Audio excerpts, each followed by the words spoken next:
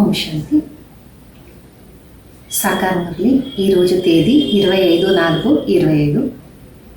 బాగా చెప్తున్నారు, మధురపైన పిల్లలారా, తండ్రి ఒక శ్రీమతము మీకు ఎల్లప్పుడూ సుఖాన్నే ఇచ్చేది.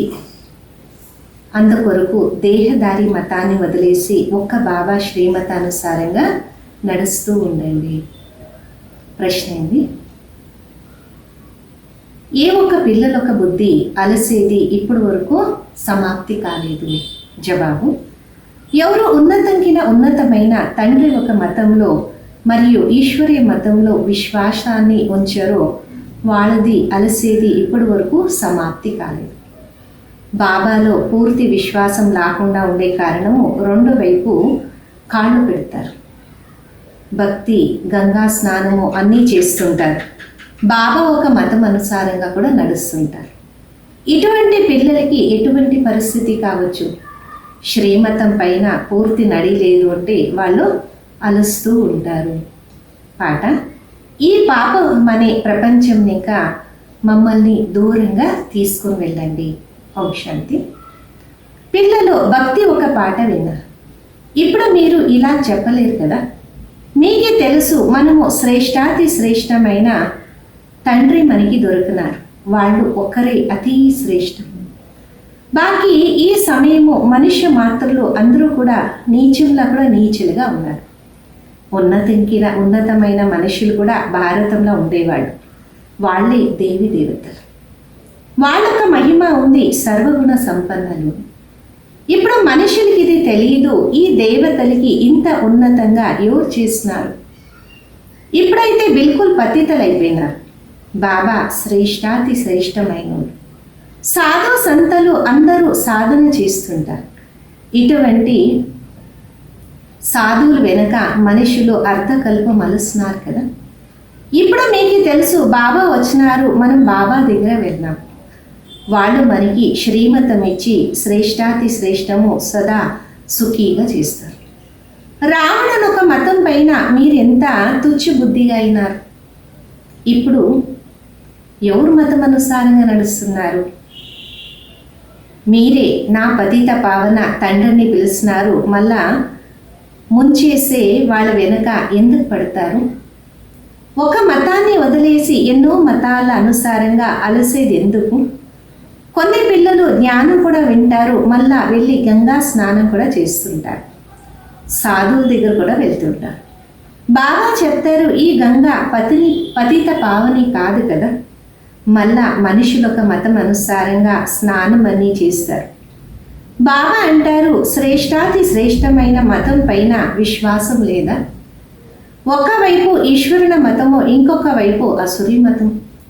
వాళ్ళొక పరిస్థితి ఏం కావచ్చు, రెండు వైపు పావు పెట్టినారంటే చీరుకొని పోతారు కదా. తండ్రిలో కూడా పూర్తి విశ్వాసం ఉండదు. అంటారు బాబా, నేను నీ వాడుని, మీ శ్రీమత అనుసారంగా శ్రేష్టంగా అవుతాను. మమ్మల్ని శ్రేష్టాతి శ్రేష్ట తండ్రి ఒక మతం అనుసారంగా ప్రతి ఒక్క అడుగు పెట్టాలి. శాంతిధామము సుఖధామానికి మాలికుడు బాబానే చేస్తారు కదా. మళ్ళా బాబా అంటారు, ఈ దేహంలో నేను ప్రవేశిస్తాను. వీళ్ళు కూడా 12 మంది గురువులు చేస్తున్నారు, తమో ప్రధానంగా అయినారు, లాభం ఏమీ లేదు కదా. ఇప్పుడు బాబా దొరికినారంటే అన్నీ వదిలేయింది. శ్రేష్టాతి శ్రేష్టమైన తండ్రి దొరికినారు. బాబా అంటారు, చెడు వినొద్దు, చెడు చూడొద్దు అంటూ. అయితే మనుషులు బిల్కుల్ పతితలు, తమో ప్రధాన బుద్ధి. ఇక్కడ కూడా ఎక్కువ మంది ఉన్నారు, శ్రీమత అనుసారంగా నడిరు, తాకత్తే లేదు. మాయ అలసేలాగా చేస్తుంది. ఎందుకంటే రావణుడు దుష్మన్ కదా, రాముడు మిత్రుడు. కొందరు రాముడు అంటే, కొందరు శివుడు అంటారు. నిజమైన పేరు శివబాబా. నేను పునర్జన్మంలో రాను, నా డ్రామాల పేరు శివుడు అంటుంది. ఒక వస్తువుకి 10 పేర్లు ఉంటే మనుషునికి చాలా కన్ఫ్యూజ్ అవుతుంది.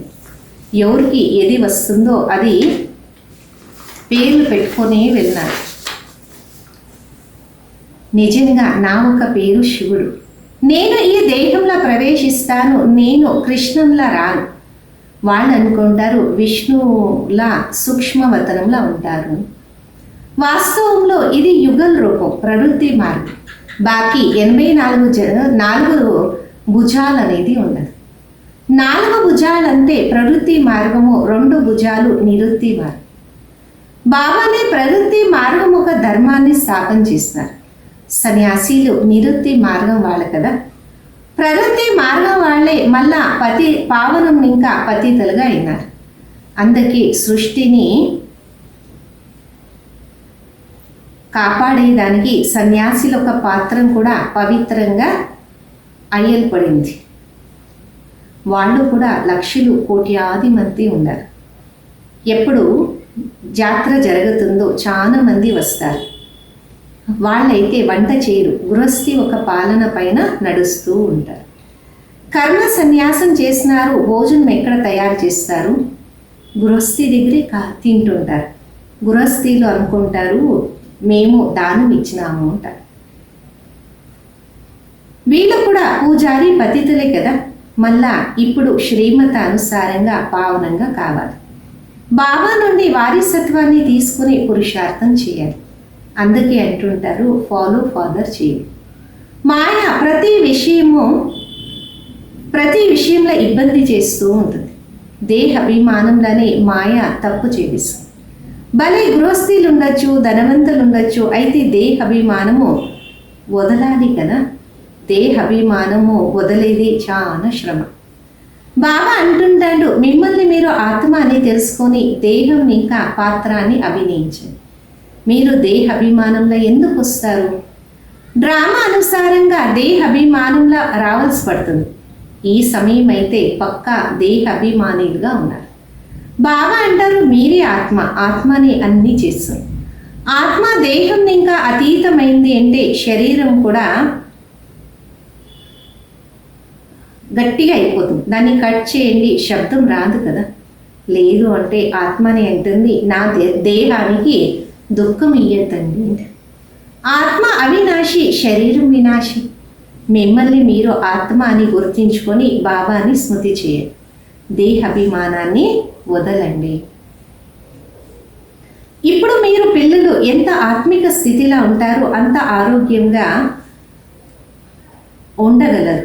ఈ యోగం ఇంకని మీరు 21 జన్మము నిరోగిగా కాగలరు. ఎంత అవుతారో అంతే ఉన్నతమైన పదవి దొరుకుతుంది. శిక్ష అయితే తప్పించుకోవచ్చు కదా. లేదు అంటే శిక్ష చాలా తీసుకోవాలి పడుతుంది. ఎంత ఆత్మిక అభిమానిగా ఉండాలి. కొంతమంది అదృష్టంలా ఈ జ్ఞానమే లేదు.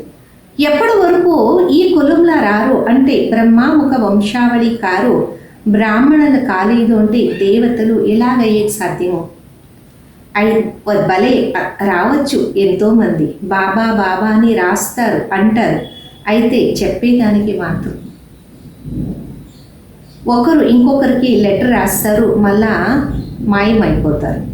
వాళ్ళు కూడా సత్యుగంలో వస్తారు. అయితే ప్రజల్లో కూడా ఎంతోమంది ఉంటారు కదా. ఇంకా ముందు వెళ్తూ ఎంతోమంది దుఃఖం వచ్చినప్పుడు పరిగెత్తి వస్తారు. నలువైపు శబ్దం వస్తుంది, భగవంతుడు వచ్చినారు అంట. మీలా కూడా ఎన్నో సెంటర్స్ ఓపెన్ అవుతుంది. పిల్లల బలహీనత ఉంది, దేహి అభిమాని కాలేరు కదా. అర్జున చాలా దేహ అభిమానము ఇప్పుడు కూడా ఉంది. అంతింలా దేహ అభిమానం ఉంటే పదవి కూడా తగ్గిపోతుంది. మళ్ళా వచ్చి దాసదాసీలు అవుతారు కదా. దాసదాసీలు కూడా నంబర్ వార్ ఎంతోమంది ఉంటారు. రాజులకి దాసీల్ని మ్యారేజ్ అప్పుడు ఇస్తుంటారు, ధనవంతులకి ఇయ్యరు.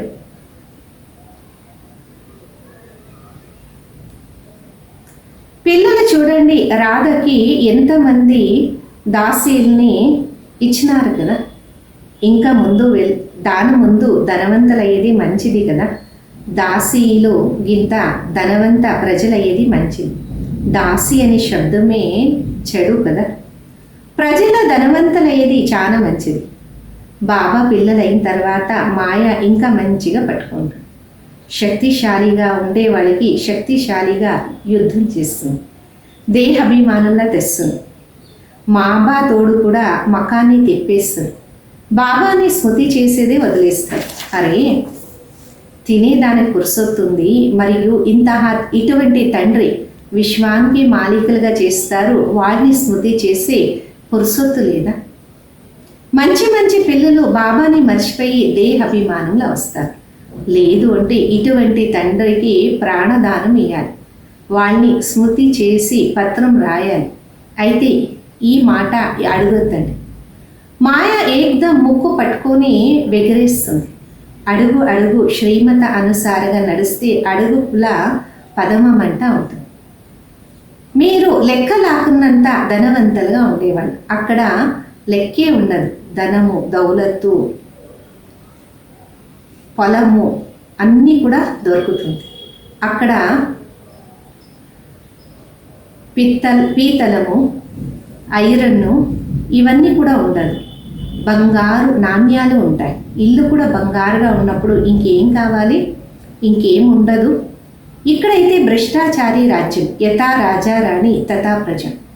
సత్యుగంలో యథా రాజారాణి తథా ప్రజ అంతా శ్రేష్టాచారిగా ఉంటారు. అయితే మనుషులు ఒక బుద్ధిలా ఎక్కడ కూర్చుంటుంది? తమో ప్రధానం కదా. బాగా చెప్తున్నారు మీరు కూడా ఇలాగే ఉండాలి. ఉండేవాళ్ళు, వీళ్ళు కూడా అలాగే ఉండేవాళ్ళు. ఇప్పుడు నేను వచ్చి దేవతగా చేస్తున్నాను, అయితే కూడా తయారు కారు కదా. ఒకరు ఇంకొకరితో పోట్లాడుతూ ఉంటారు. నేను చాలా మంచిగా ఉన్నాను, ఇలా ఉన్నాను. అయితే ఇలా ఎవరు అనుకోరు. మనము మధ్యలో ఉన్నాము. ఇటువైపు నరకము, అటువైపు స్వర్గం ఉంది అంట. ఇప్పుడు పిల్లలకు తెలుసు నంబర్ వార్ పురుషార్థ అనుసారంగా మనుషులు బిల్కుల్ నరకంలోనే పడినారు. పగలు రాత్రి చింతననే ఉంటారు. జ్ఞాన మార్గంలో తన సమానంగా చేసే సేవే చేయరు. నాది నీది అని చింతలేనే ఉంటారు. వాళ్ళే అనారోగ్యము రోగిగా ఉంటారు. బాబా తప్ప ఇంకా ఎవరిని స్మృతి చేయొద్దండి. దానికి అవ్యభిచారి అంటారు కదా. లేదు అంటే ఇతరుల్ని స్మృతి చేస్తే వ్యభిచారి అంటారు. బాబా అంటారు వేరే వాళ్ళ మతాన్ని ఇయ్యొద్దండి, నానింకని వినండి, నన్నే స్మృతి చేయండి.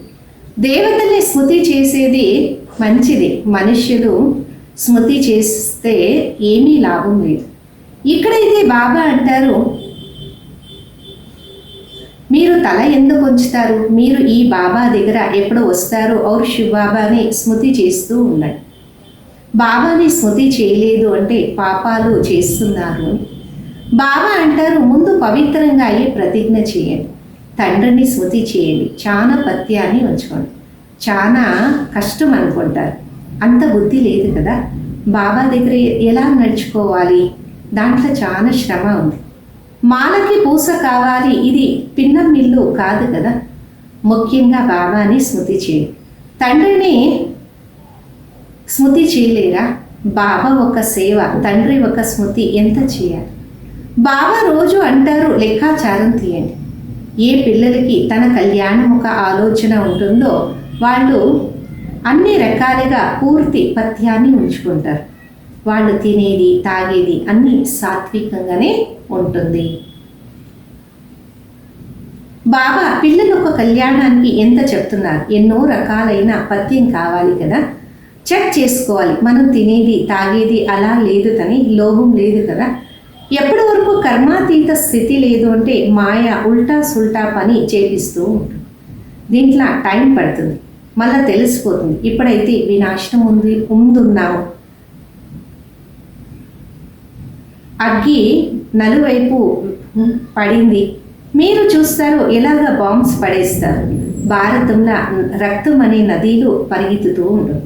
అక్కడ బాంబ్స్ ఒకరు ఇంకొకరిని సమాప్తి చేస్తుంది.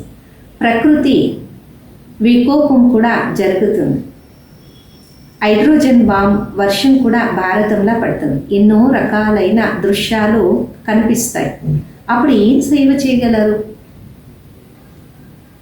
ఎంతోమంది తన సమానంగా నరని ఇంకా నారాయణగా చేసుకుంటారు. కొంతమంది భక్తిలనే చిక్కేసుకొని ఉంటారు. అనుకుంటారు పిల్లలు ఏం చదివిస్తారు, అర్థం చేసుకోరు, వీళ్ళకి చదివించేవాళ్ళు భగవంతుడు. కొద్దిగా చదువుకుంటారు, ధనం ఉంది అంటే కొట్లాడుతూ ఉంటారు, మర్యాద కూడా తీసేస్తారు. సద్గురు నిందన చేసేవాళ్ళు స్థిరత్వాన్ని పొందరు కదా, మళ్ళా పాయి పైసా పదవిని పొందుకుంటారు. अच्छा मीठे मीठे सीखिलदे बच्चों प्रति माता पिता बाप दादा का याद प्यार और गुड मॉर्निंग. रूहानी बाप की रूहानी बच्चों को नमस्ते. हम रूहानी बच्चों की रूहानी माता पिता बाप दादा को याद प्यार गुड मॉर्निंग और नमस्ते. ధారణం కొరకు ముఖ్య సారం. నాది నీది అని చింత వదిలేసి మీ సమానంగా చేసుకుని సేవ చేయండి. ఒక్క బాబాని కని వినండి, బాబాని స్మృతి చేయండి, వ్యభిచారి కావద్దు. రెండోది, మీ కళ్యాణం కొరకు తాగేది తినేది అన్నిపైన పత్యాన్ని ఉంచండి. ఏ ఒక్క వస్తువు పైన లోభాన్ని ఉంచొద్దు. ధ్యాస ఉండాలి. మాయ ఎటువంటి ఉల్టా పని చేపీకూడదు. వరదానము, నిర్ణయ శక్తి మరియు కంట్రోలింగ్ పవర్ ద్వారా సదా సఫలతామూర్త భవ. ఏదే ఒక లౌకికము మరియు అలౌకిక కార్యంలో సఫలత ప్రాప్తి చేసుకునే కొరకు విశేషంగా కంట్రోలింగ్ పవర్ మరియు జడ్జ్మెంట్ పవర్ ఒక అవసరం ఉంటుంది. ఎందుకంటే ఏదే ఒక ఆత్మ మీ ముందు సంపర్కంలా వచ్చినప్పుడు ముందు జడ్జ్ చేయాలి. ఈ ఒక్కరికి ఏ ఒక వస్తువు అవసరం ఉంది అంట నాడి ద్వారా పరీక్షిస్తారు కదా, పరీక్షించి వాడిని తృప్తి చేస్తారు. మరియు స్వయం కంట్రోలింగ్ పవర్ని ఇంకా ఇతరులపైన అచలమైన స్థితి ప్రభావము పడాలి. ఈ రెండు శక్తులు సేవా క్షేత్రంలో సఫలతగా తయారు చేస్తుంది. స్లోగను, సర్వశక్తివంతుని తోడుగా చేసుకోండి. అప్పుడు మాయా పేపర్ టైగర్గా అయిపోతుంది. సర్వశక్తివంతుని తోడుగా చేసుకోండి, అప్పుడు మాయా పేపర్ టైగర్గా అయిపోతుంది. అవ్యక్త ఇషారా, కంబైన్డ్ స్వరూపముఖ స్మృతి ద్వారా సదా విజయీ కాండి. సేవా క్షేత్రంలో రకరకాలైన ప్రకృతి స్వప్రతి సేవా ప్రతి విఘ్నాలు వస్తుంటుంది. దానొక కారణము ఇదే అయింది. స్వయము సేవాదారి అనుకుంటారు. అయితే ఈశ్వరీయ సేవాదారి కాదు, గాడ్లీ సర్వీస్ పైన ఉన్నాడు. ఈ ఒక స్మృతి సేవ స్వత కంబైన్డ్గా తయారు చేస్తుంది. ఆప్షన్